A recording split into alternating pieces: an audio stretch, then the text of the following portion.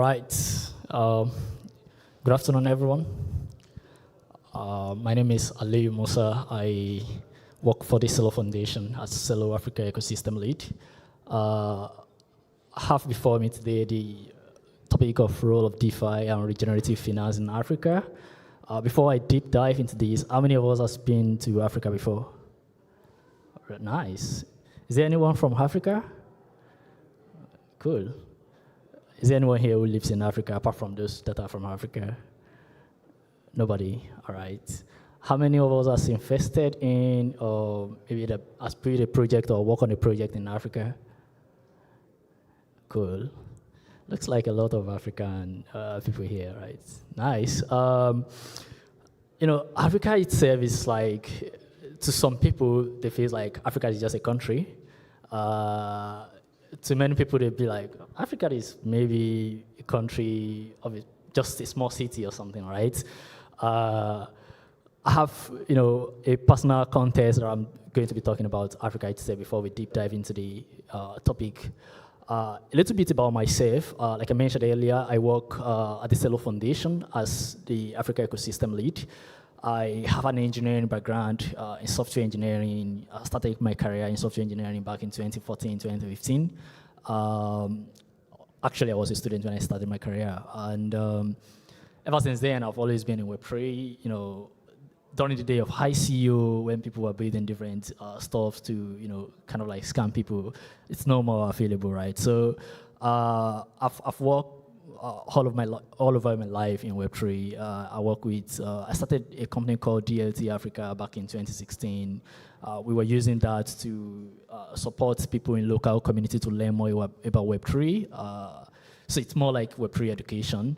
We still have DLT Africa till today, but it's a scale to now supporting people to learn Web3 developments, more technical sides of Web3, right? So after that, I work with a company called Real Items based in the US as a regional manager, where I support in expansion and business development across Africa.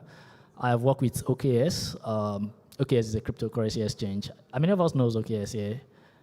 Okay, cool. Yeah, OKS. I was the first employee of OKS in Africa, helped in expansion of the business into the Africa region before I joined Celo as C-Labs back in 2020, right? So it's been a ride, and I've been with the Celo Foundation for 3 years now, working on growth effort across Africa. And with all of these, experiences, I have always, been in the intersection of Web3, and technology, and like other emerging technology, and DeFi has always been like a topic that has always come up, especially when it comes to the case of Africa. And that's not because of anything, but because of the fact that use cases of Web3 is really, really relevant for Africa as a continent because of a lot of problems that is, evolving in the continent, right? So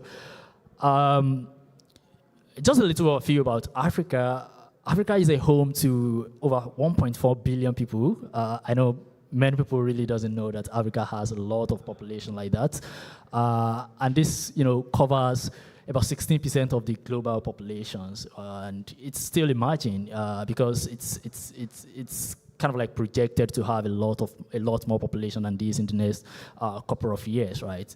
Also, there are a lot of youth population in Africa, and we have, more than 60% of, the population that are still under 25, which is, kind of like, the biggest in the whole world, right, when it comes to the youthful population. And this is kind of like why Web3 and blockchain technology as a whole is really growing in this continent, because a lot of people are really curious about how they want to partake in a sustainable solution, partake in emerging solution, emerging technology, right? So, and also because we have a lot of, well, not a lot of, but relatively good number of mobile phone penetration in Africa, and of course, internet penetration as well. The internet penetration in Africa is way below, the world the global average, but of course it's still a good number because we have over 500 million people that have internet access in Africa. It's actually beat up some people's expectation because it's never what many people actually expect, and a lot of plans are being put in place. A lot of innovations are actually coming up to make internet penetration still grows up, right? As more than it is right now. I would like to ask a question from the audience, because I want to make this as interactive as possible. Is there anyone here who has ever traveled to Africa, but eventually have problem with internet when they get to Africa? Okay, so what kind of experience did you have with internet? Was it like a bad experience? Was it a very laggy experience or something? I'm not sure it's working. Thanks. Hi everyone. I come from Algeria, so my experience will be based on this country. To answer to your question, I would say that the internet quality really depends on where are you exactly. Let's say that in the capital everything is working good. The 4G and the Wi-Fi is really good, but on other cities really complicated, especially in the mountains. So that's my experience about that. Okay. It's quite changing with the time, but nothing compared to Europe, unfortunately. Yeah, and you were in Lagos, right? In Africa, in Nigeria. Were you in Lagos or Abuja? Sorry? Algeria. Algeria, yes. Okay. Yes. So you were in the capital, right? Sorry? The capital of Algeria. Alger. Okay. Alger, Nice. yes. Nice. Okay. Yeah.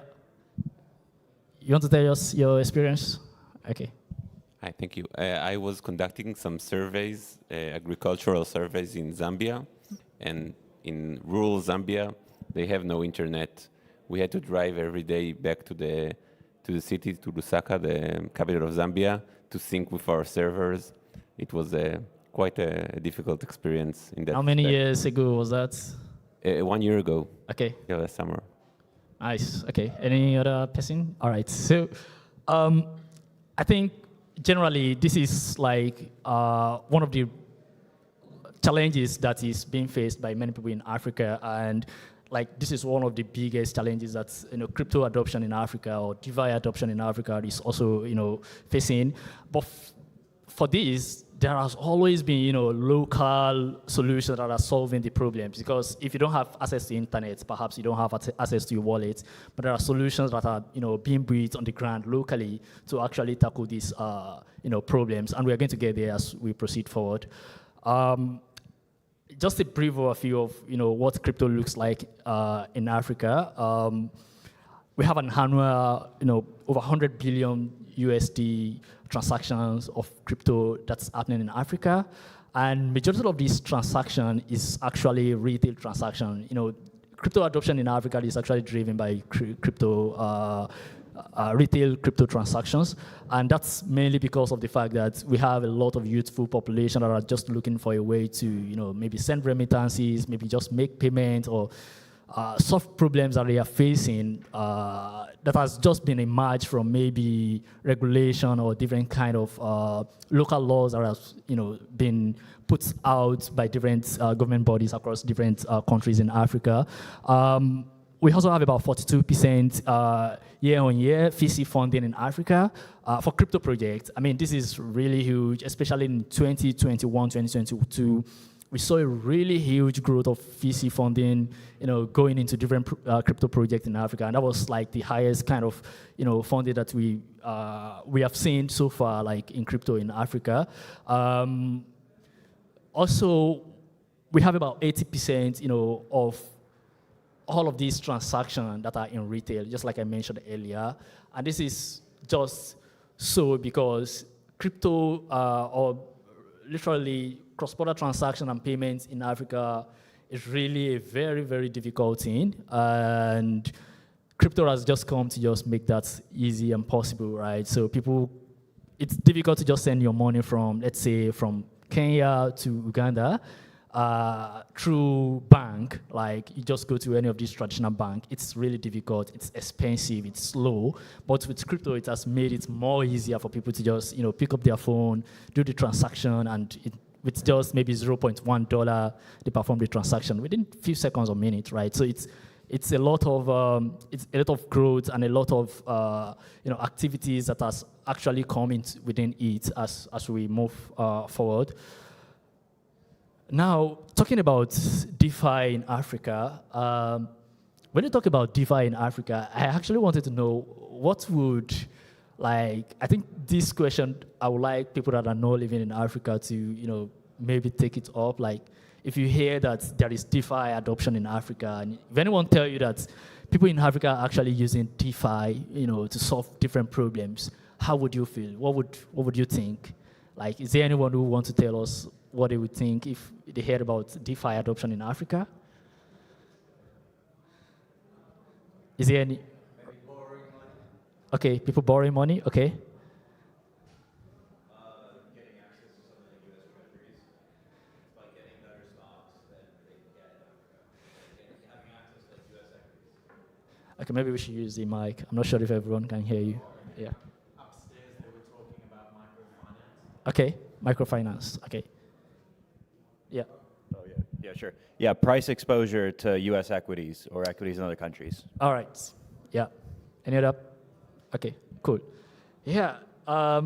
DeFi in Africa has actually, come from, adoption of DeFi in Africa has come from different angles. It depends on different problems. Just like I mentioned earlier, there are a lot of problems, traditional financial problems that has been created or that has been existing in Africa.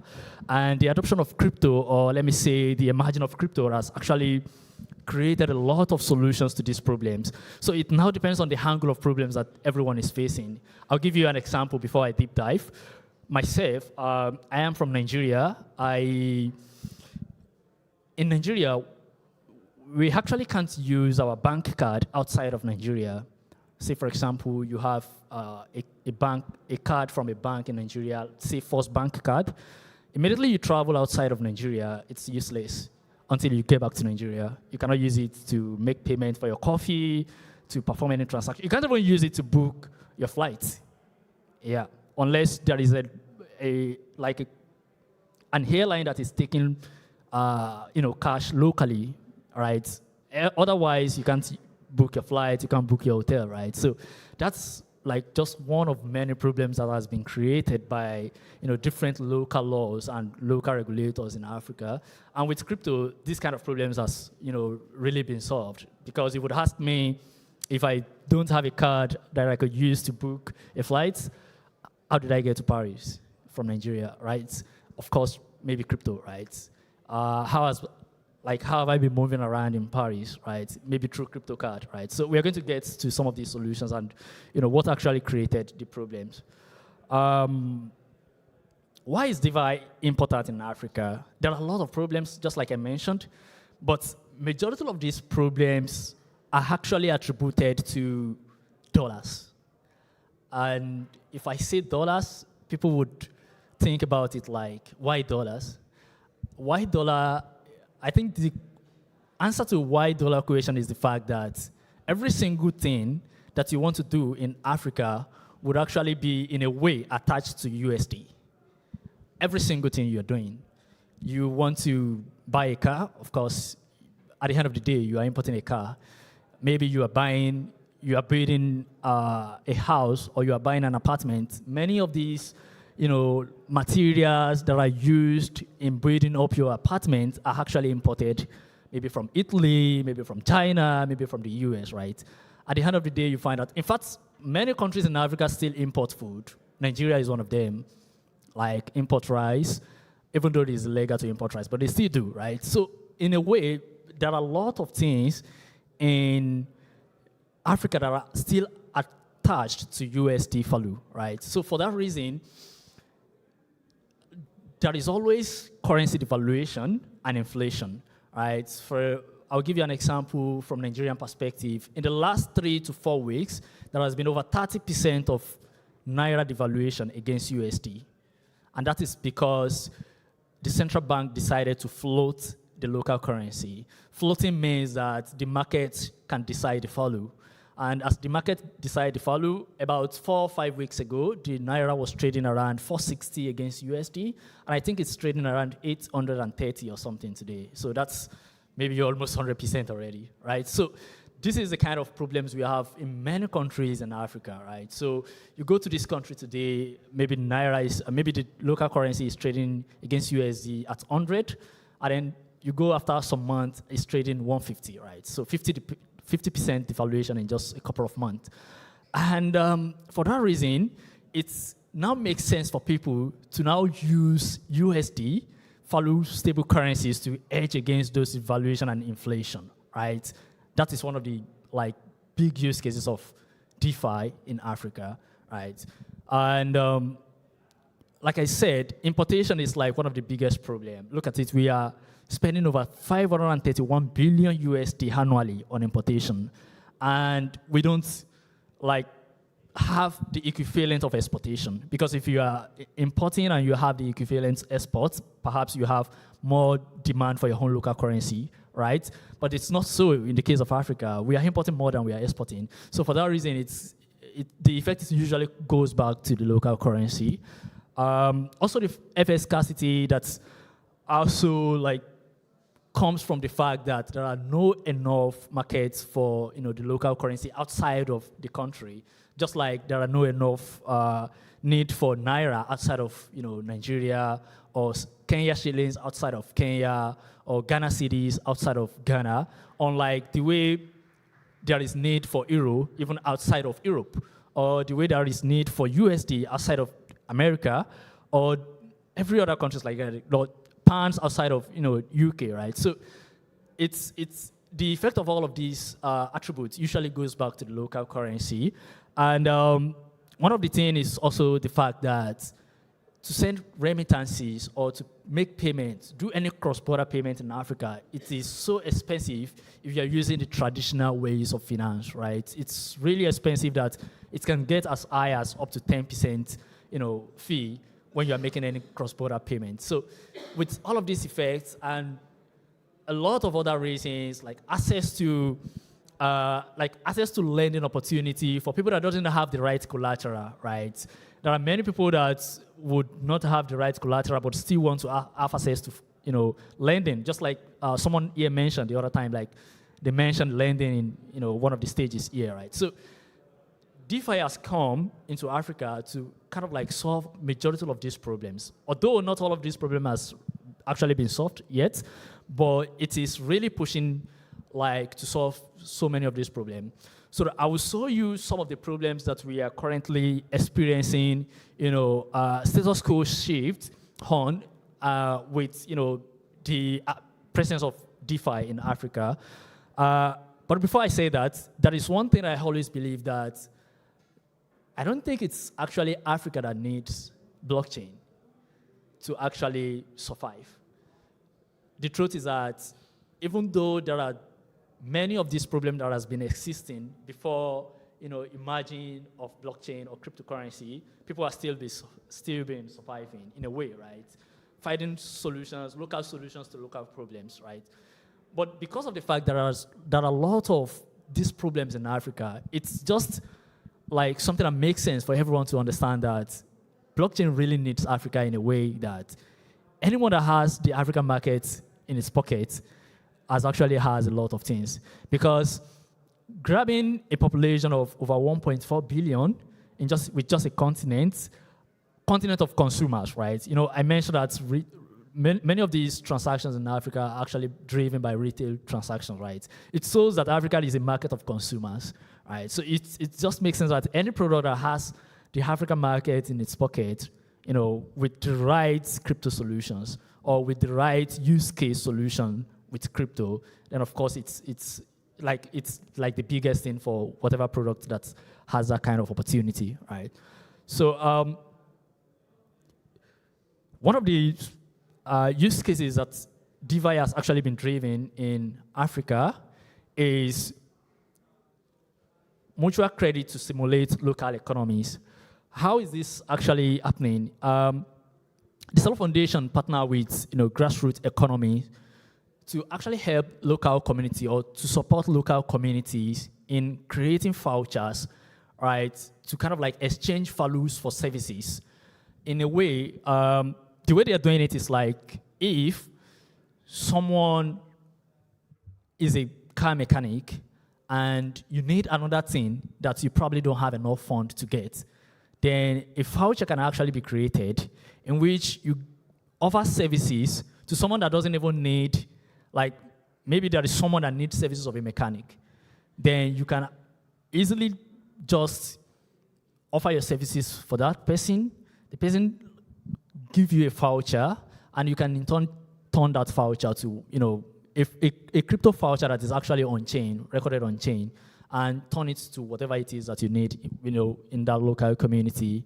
And also, Grassroots Economics is actually creating local community currencies, that people within community can actually cause. Like, for example, if we within this stage decide to have a certain local community currencies, like our own community currencies as we are here, we can decide to give it any value and decide to use it for anything we want to use it for. So it is still useful just within ourselves, and it is totally on-chain.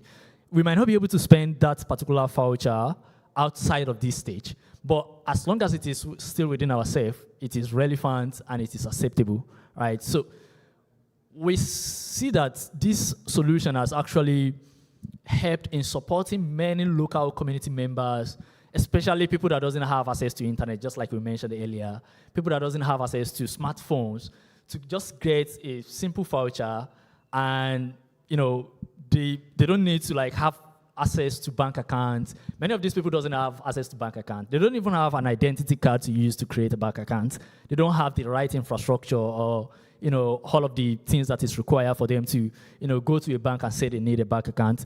But with this local community currency generated within, among themselves, that is actually backed on and registered on chain. So it gives a lot of, on-chain transaction and, transparencies in the way they do their things within that community. And it is helping a lot of them, just like, the kind of scenario that I mentioned earlier.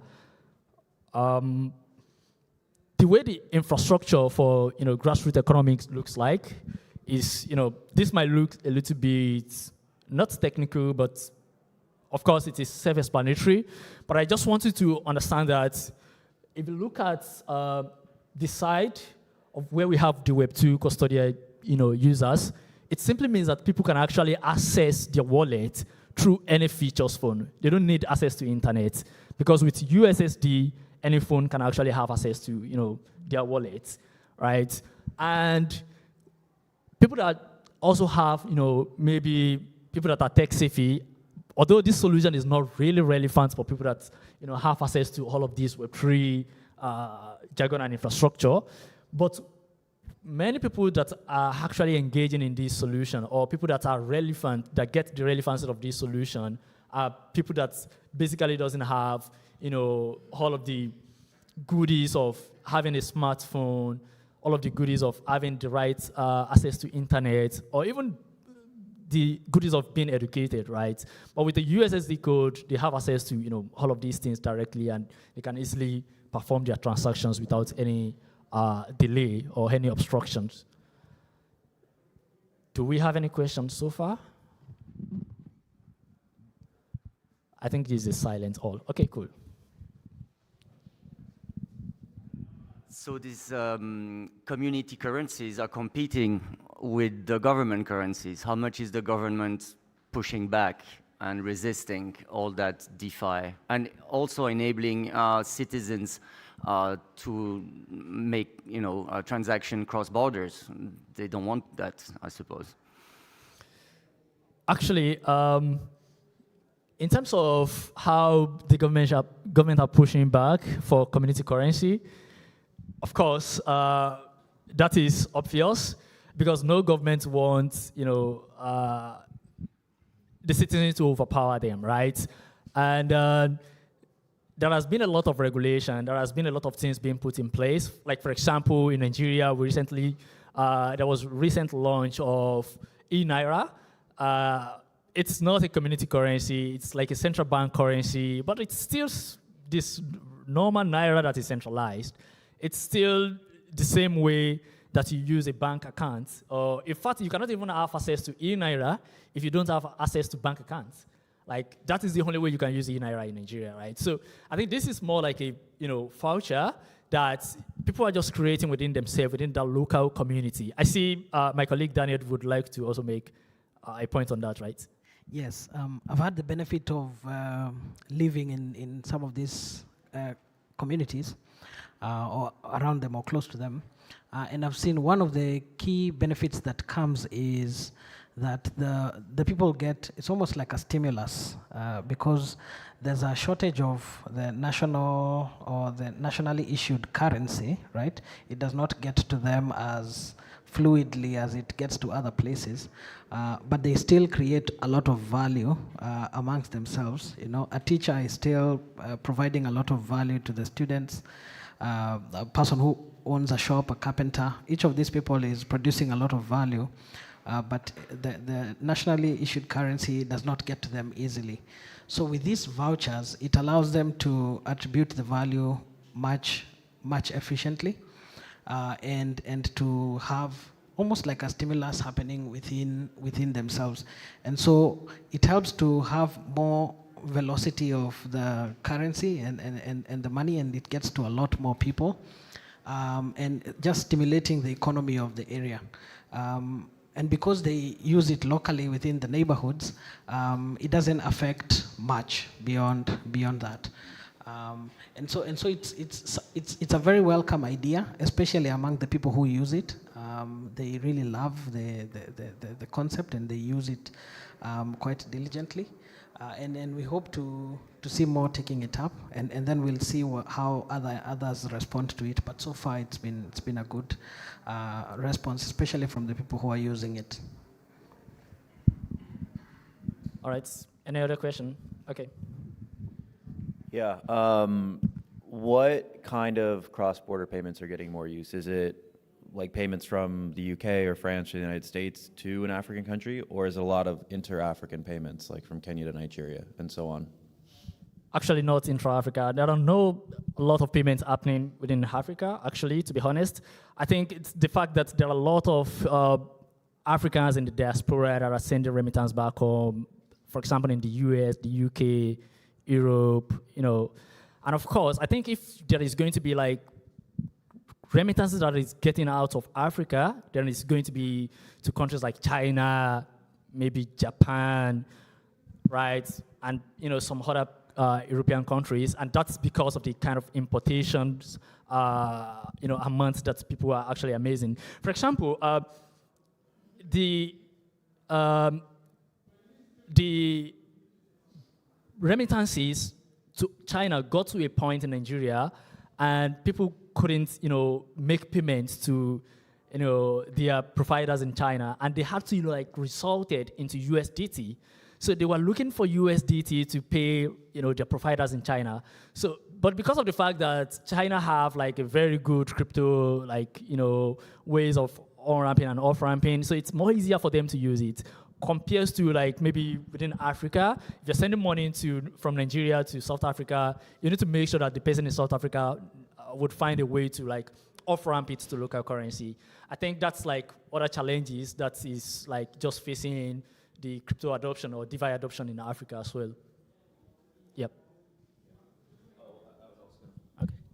Yeah, as a follow-up, do you see the inter-African commerce increasing and the amount of payments that go within the continent increasing, or do you think it's going to be at a low level for a while?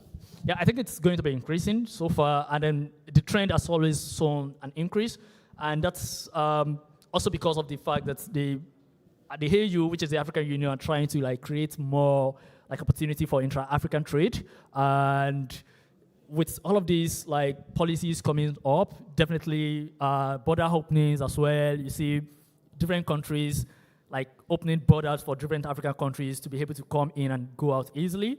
I think one of the biggest challenges and barrier is the fact that even within Africa, there are a lot of borders. You can't just pick up your passports as an African and travel to any country, even within Africa, without a visa. For example, I need a visa to go to Kenya from Nigeria, right? The same thing for someone in Kenya to come to Nigeria. I need a visa to South Africa. In fact, there are a lot of rejection of visa for someone that is from Nigeria to travel to South Africa, right? So I think because of that border, that is still like, imaginary border anyways, those imaginary borders are still like creating a lot of barriers in terms of how intra-African trades continue to grow. Yeah. All right. I think we can move on from here. We still have a lot of things to cover. Yeah.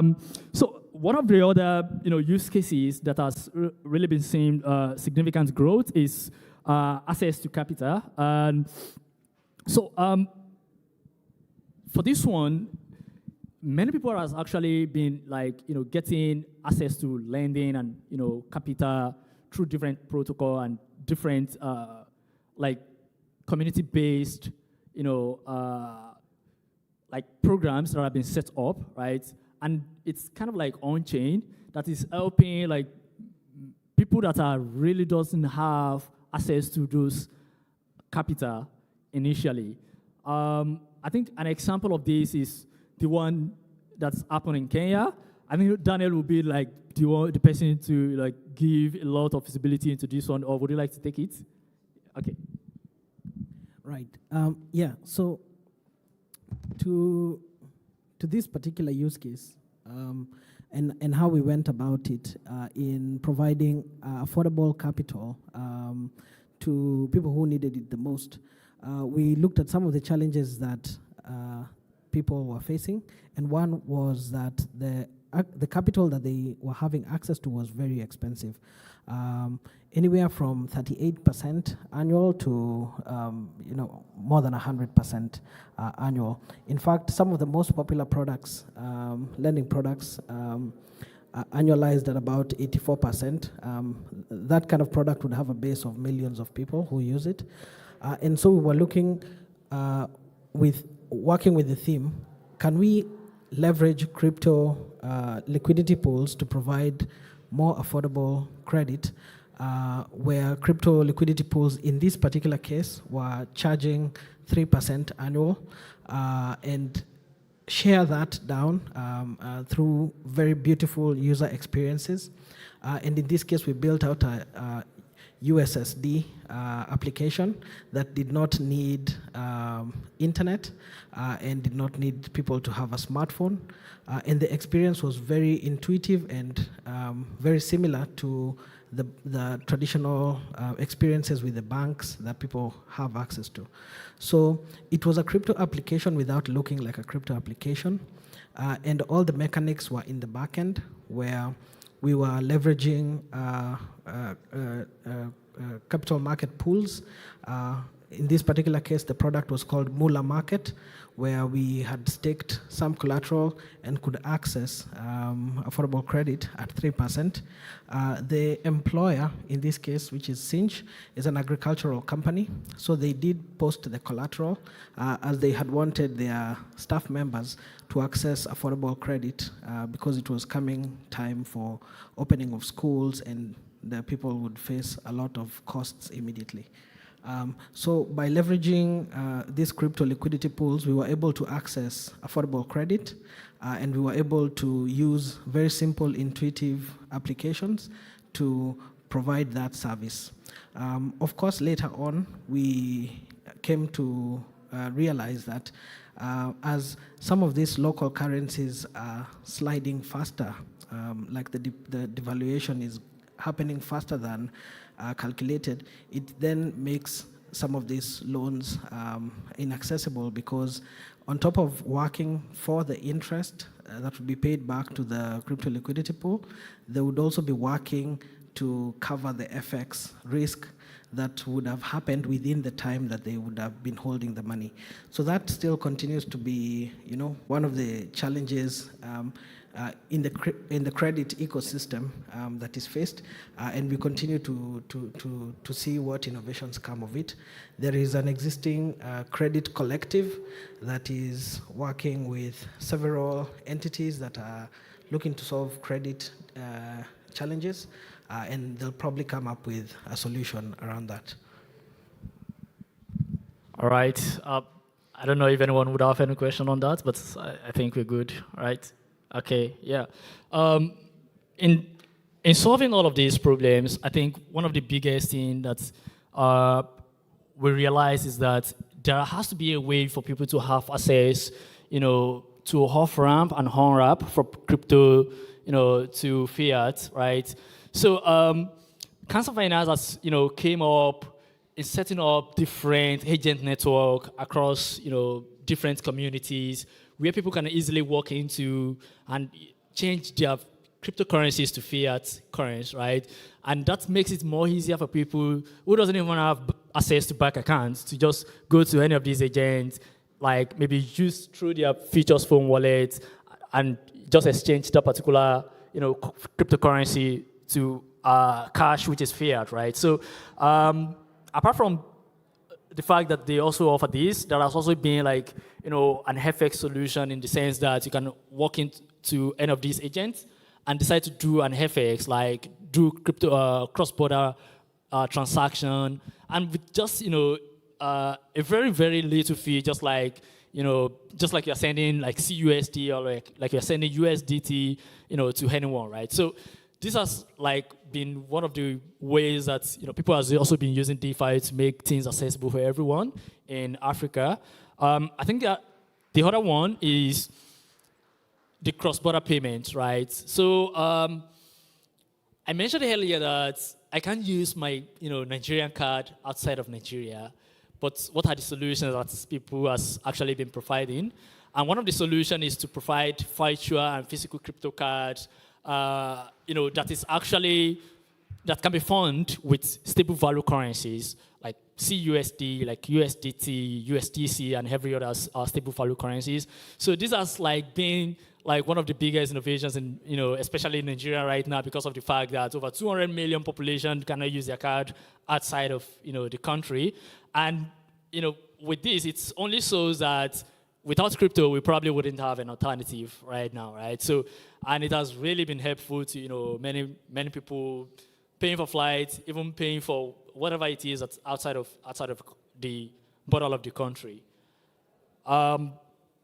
Yeah, one of the partners that we are working with in Africa has also been like they're focusing more on helping the unbanked and the underbanked in providing a wallet that can easily be accessible with USSD. And so this simply means that like majority of the solution that we showed earlier was actually like piloted through Kutani Pay, and that's because they have these features of just accessing your wallet, directly accessing your wallet through USSD with a Futures phone, with a smartphone, or whichever way. But it just shows that there are a lot of local solutions that are actually being built to solve local problems, and that is one of it, because there are still millions of Africans that doesn't have access to smartphones. And there are still millions of Africa that are still unbanked or even underbanked. I mean, the banked population in Nigeria is just about 60%. So we still have about 40% of people in Nigeria that are not banked, right? So, and it is the same case in many other countries in Africa, right? So, and with this kind of solution, it's only helped for this kind of population to, be financially included. Because of time, I think it makes sense for us to talk about regenerative finance a little bit as well, and how this has really been helping across Africa. Regenerative finance is not just about the green part. Of course, the green part is the biggest part, but it is also about social impact. It is also about economy, the sustainability, right? So, and that is what makes a regenerative finance truly a regenerative finance. It's about making that social impact within the community, and that's what I kind of like put into these three definitions about environmental sustainability, social justice and inclusion, and of course economic resilience. So with this, there are a lot of problems that are actually happening in Africa. It's not just about Africa. I think refi is not just about Africa. Refi is what everyone actually like needs. It's happening in Europe. It's happening in Latin America, right? It's just that ways that we actually need it are more maybe in Africa than other regions. Maybe in Africa, or let's say in emerging markets, than other regions, right? So I'm going to like show a little bit of, how we have different solutions that are using regenerative finance to solve real world problems, and how a lot of people have actually been benefiting from that. This is like, one of the most, impressive projects, or one of the most impressive projects that I've seen coming up building a refi solution. So Waste, as the name is, are actually, incentivizing people to, be conscious of their waste management. In a way, so they set up an agent network across different, corners of the city and even the local communities, the villages, right? And then how it works is that they want you to bring all of your waste in your house to the agents. The agent would weigh it up. It will be recorded on chain, and you will get incentivized in the equivalent token of that particular, waste.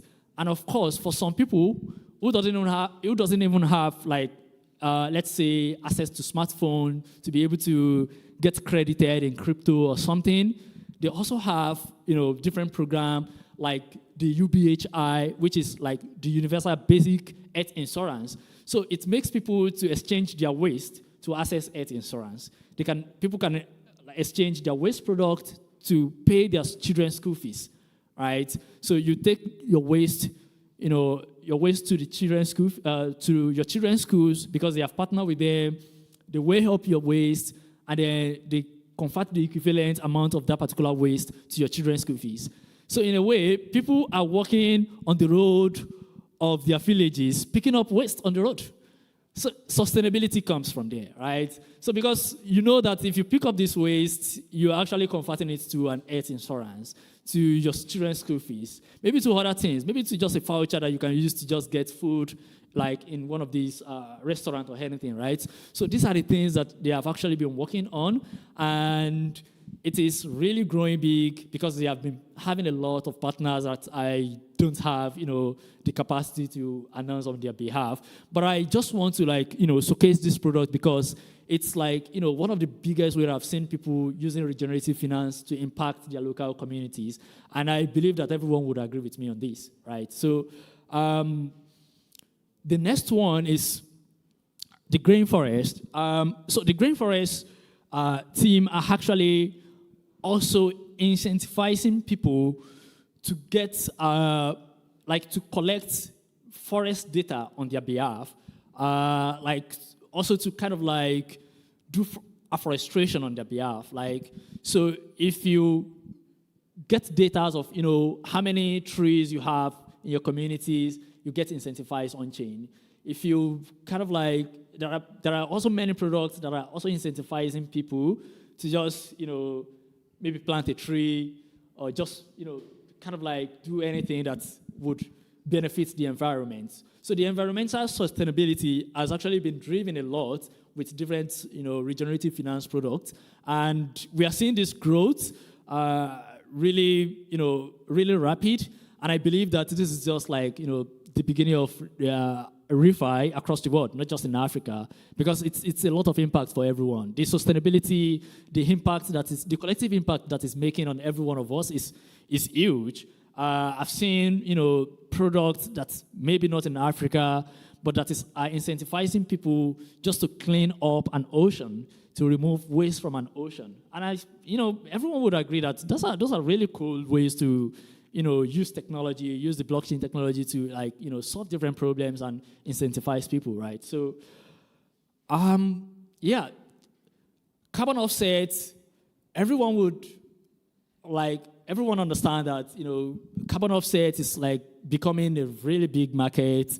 And we are seeing different projects that are also incentivizing carbon offset, right? So they help you to offset, your carbon emission, and then it's just they work with different communities, maybe to plant trees, and then they get incentivized for those things. Especially for some of these communities that are actually being challenged with maybe a very big erosion that has, washed away all of the grains in the communities, right? So we have seen different projects that are also supporting this cause across Africa. As we talk about regenerative finance, it is also very important for us to talk about the challenges that different projects, or the challenges that the crypto projects or DeFi and ReFi projects are facing in Africa. One of it is funding. As much as I stated that we are really seeing increase in like VC funding for crypto projects in Africa, it is still really, really below what the counterparts are seeing in places like Europe or North America and other like developed community like that. And with the fact that there are a lot of cool projects that are coming up, for example, the Waste projects that are actually exchanging waste for universal basic health and every other things have not raised a fund. Maybe they don't want to raise a fund. Maybe they are looking at the challenges. But the truth is that there are a lot of barriers into raising funds from Africa. There are a lot of reasons attached to that the timing will not give us the opportunity to cover. I think another thing is the education. The education in the sense that there are still many people, especially the unbanked people, that feels like they never need to be banked because they feel like everything they need is cash. And once they have cash, it is king, right? Cash is king. That is the saying in many communities, right? Like cash is king. Many people still believe cash is king in Africa, and the innovation for this kind of community is really difficult because they don't want to accept, right? And I think the next ways for us to kind of like educate people, because as I list the challenges, I am going to be talking about some of the ways we can overcome these challenges, right? Is to also like, educate the developers that are going to build these projects, that are going to go to the last mile, because the real impact is going back to the people that doesn't have access to all of the things that people in the city have access to, that doesn't have access to bank accounts, the right infrastructure are not in place for them to have access to the right financial, institutions, right? So I think building, educating the developers that are going to be, building that local solutions for local problems, because the local developers would understand local problems, right? For example, I come from a very local community in Nigeria, and I know the problems that my community still face today, right? So it is only important that someone like me would be able to like understand the kind of solution I can build to solve the problems in my local communities, and not someone that travels that comes from France, or someone that comes from Germany, right? So if we educate the local community, then we are going to have, the right local solutions, just like the one we have stated earlier. Regulation is a challenge in Africa. It has always been a challenge. For example, regulation is one of the reasons why we can't use our card from Nigeria outside of Nigeria, right? Regulation is one of the reasons why on and off ramp is really difficult in many countries in Nigeria. For example, in Nigeria, in 2021, there was a memo from the central bank that stated that no any regulated entity must touch crypto. So the banks, whatever you're doing, as long as you have a license from the central bank, you cannot do anything with crypto. You cannot on-ramp for crypto or off-ramp for crypto. So this kind of regulation is still a very big challenge, but we are seeing positive,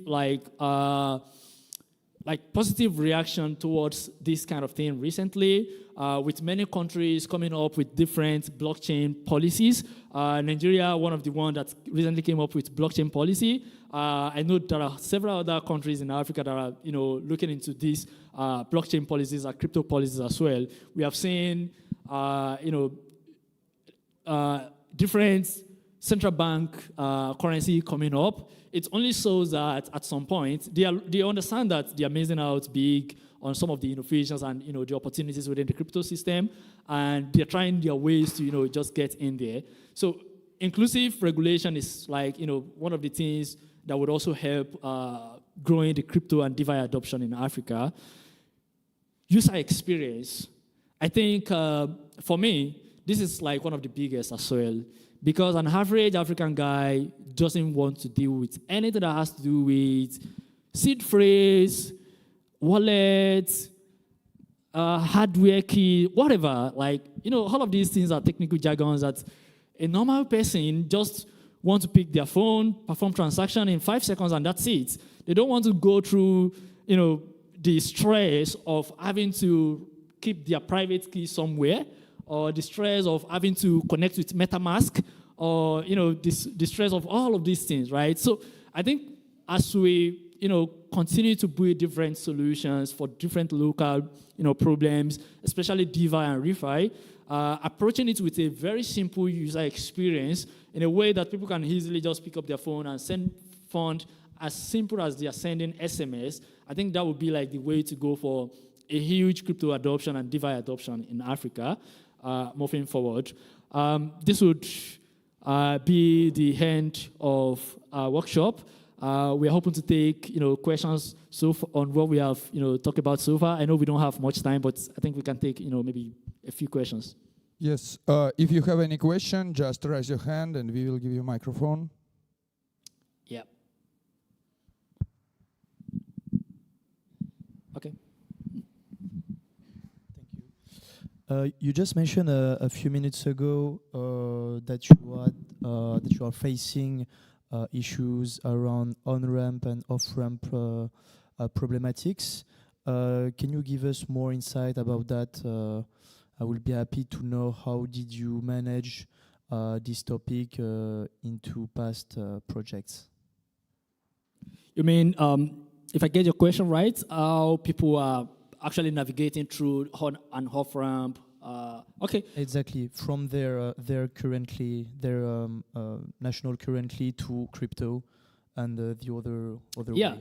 Of course, as much as there are regulations, that actually barred, regulated entities from touching crypto, there are still like a lot of, companies that are doing purely crypto. As long as you are doing purely crypto, you don't need a license, you are not regulated. If you are not regulated, then you don't have anything to do with, with the central bank or anything. And then the biggest approach that people are using is peer-to-peer, right?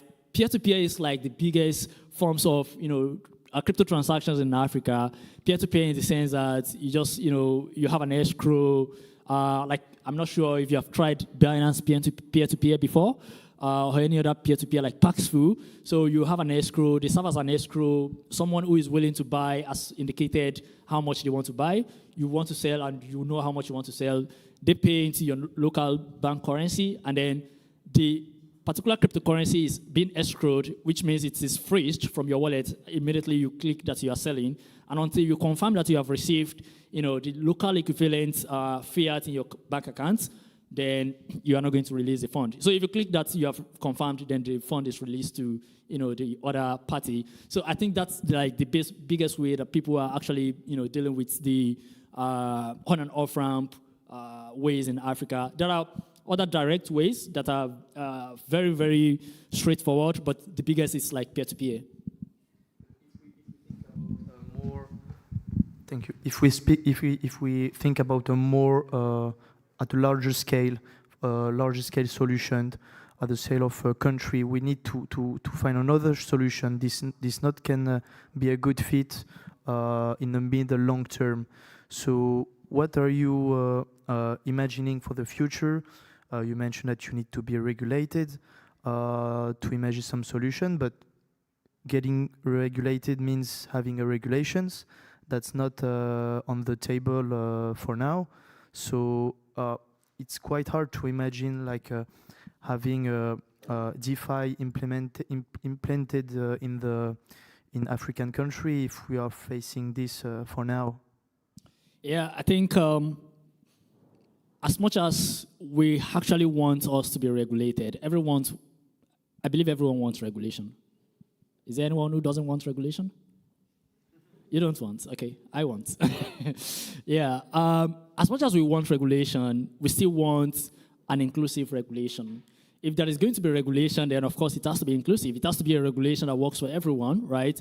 If it's not working for everyone, then it's not regulation. So I still feel like, even now, there are B2B transactions that is happening with crypto, like large-scale transaction in Africa that is happening in crypto, millions of USD transactions that is happening. It's not carrying the majority of the transaction, but there are still transactions that is happening in B2B, section, right? So I still feel like while we wait for regulations to happen, we must find a way because the problems are there. And one thing about Africans is that there is always alternative, right? The regulation about banks and other regulated entities not touching crypto in Nigeria came up, and 24 hours later, peer-to-peer was everywhere, right? It felt like people were already building peer-to-peer solution, before the regulation. It felt like people knew what was going to happen. Because in just 24 hours, everything started happening like there was no anything that was stopping us from doing crypto just yesterday, right? So as much as we want to be regulated and we feel like, regulation is going to make things more easier for on and off ramp in the future, and it would also like protect the investors. It would protect everyone in the space, right? The only option we have is to, continue taking advantage of the current opportunities and, the gateways that are available. Okay. Thank you. Welcome. All right. I think there are no more questions. Okay. In the absence of no more questions, I want to thank everyone for joining us and have a wonderful rest of your day.